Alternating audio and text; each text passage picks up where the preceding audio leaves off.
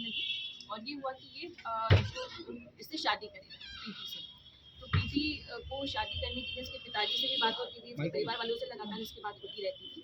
तो लगभग साल भर पहले ये डिसाइड हुआ कि इन दोनों की शादी हो गई। उसके बाद फिर घटनाक्रम इस तरह से हुआ कि जब शादी की बात होने लगी तो उसने कहा कि मुझे मकान भी दिलवाओ कि मैं कहाँ पर रहूँगी। और फिर इसने अपनी जो ज़मीन है उसको भी बेचने की बात की कि लक्ष्मण ही रहने वाला है, वहाँ की ज़मीन बेचने की बात की। लेकिन बीच में फिर कुछ मनमुटाव होने लगे और परिवार वालों ने बैठ के इसको सुलझाया।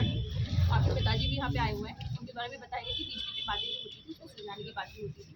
कुछ दिनों से मनमुटाव काफ़ी बढ़ने लगा था, जिस कारण से ये हुआ कि इसने ये सोचा कि अब मैं इसको मार दूँगा, क्योंकि इसकी ज़मीन जा चुकी थी, इसका परिवार से भी मनमुटाव था, वाइफ के साथ तलाक हो चुका था। तो फाइनली फिर क्या हुआ कि इसने सोचा कि मैं इसे मार दूँगा।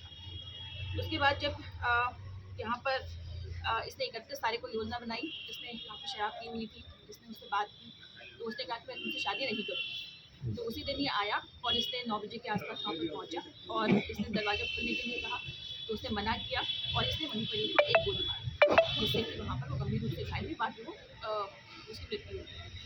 तो यहाँ पर जब एसएसएफ की टीम बुलाई गई और उसमें हमारी जो टीम थी ये लगी और ये भी पता चला था कि ये यहाँ से निकल गया है, लगभग 10 बजे के आसपास यहाँ से निकल गया था और ये दिल्ली की बस में बैठ गया था।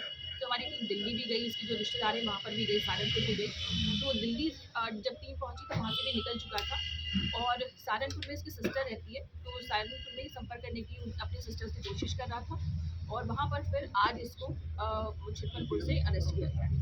इसके द्वारा भी इन सभी घटना को बताया गया कि मैं क्योंकि पूरी तरह से इसके चक्कर में शादी करना चाहता था और इसके वाइफ से भी तलाक हो गया था, साथ ही साथ जो है तलाक होने के साथ ही इसका जो सोशल रेपुटेशन थी वो भी काफ़ी ख़राब थी, काफ़ी यहाँ पर जानते हैं इसको लोग।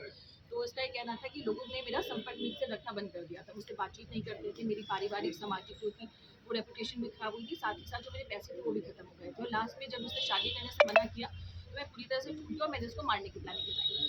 फिर अभी जो ये पता चला है, इससे पूछा गया कि तमंचा इसने कहाँ से लिया है, तो इसके एक नोन कोई है, जानकार है, जिसको अभी तस्दीक किया जा रहा है, क्योंकि अभी गिरफ्तारी के बाद हम इससे पूछताछ कर ही रहे हैं।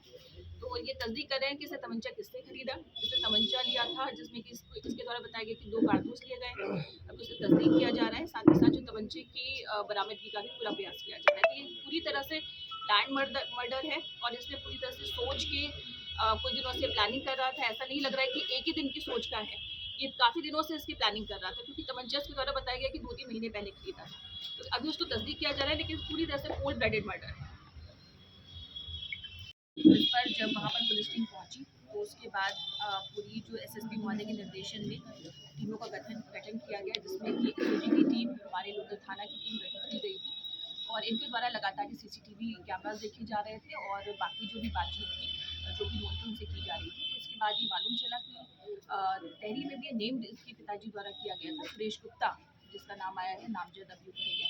तो इसी के द्वारा मर्डर किया गया, ये जानकारी में आया। जो टीमें गठित की गई, इनके द्वारा लगातार इसकी जानकारी की जा रही थी कि वो कहाँ कहाँ गया है।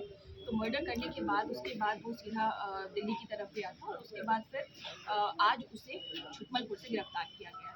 उसके द्वारा बताया गया कि वो लगभग 4 साल से युवती को जानता था और इनका प्रेम प्रसंग था और उसका ये कहना है कि ये दोनों जल्दी शादी करने वाले थे और इसकी शादी करने के लिए, क्योंकि ये युवक पहले से ही शादीशुदा था और ये जो महिला है, जो मृतका है, इसका कोर्ट में तलाक हो चुका है। तो ये दोनों आपस में जब शादी करना चाहते थे तो फिर युवक द्वारा ये कहा गया था कि मैं अपनी पत्नी को तलाक देने के बाद आपसे शादी करूँगा।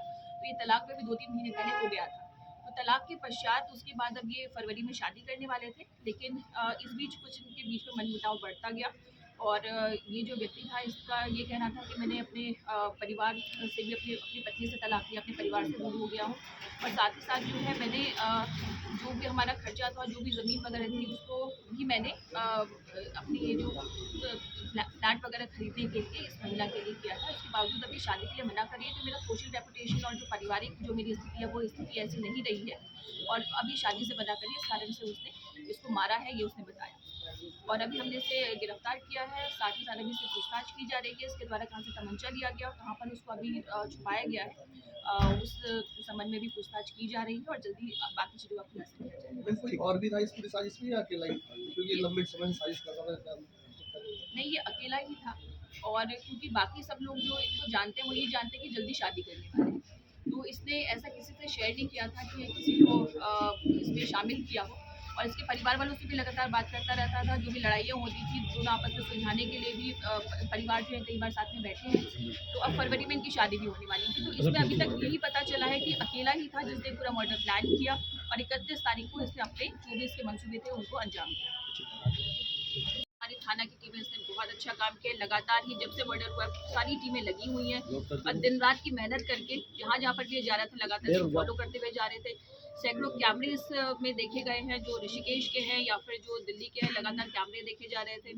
और इसके अलावा जो भी इसके संपर्क सूत्र थे सभी से बातचीत की जा रही थी, जो CDR है उसका एनालिसिस किया जा रहा था। तो लगातार हमारी टीमें तब से लगी हुई थी और जैसे इसका पता चला 31 तारीख को रात को मर्डर हुआ है, बहुत जल्दी ही इसका खुलासा हुआ, लगभग 48 घंटों में पूरे इस मर्डर का खुलासा हुआ है। तो जो टीम है उसने बहुत ही बेहतरीन काम किया है और इसको जो पकड़ के लाए हैं। और ये काफ़ी टाइम से प्लान कर रहा था, इसलिए कहा जा सकता है कि एक आवेश में किया हुआ मर्डर नहीं था, बल्कि बहुत सोच समझ कर प्लान किया गया मर्डर। ठीक है मैम, ठीक है।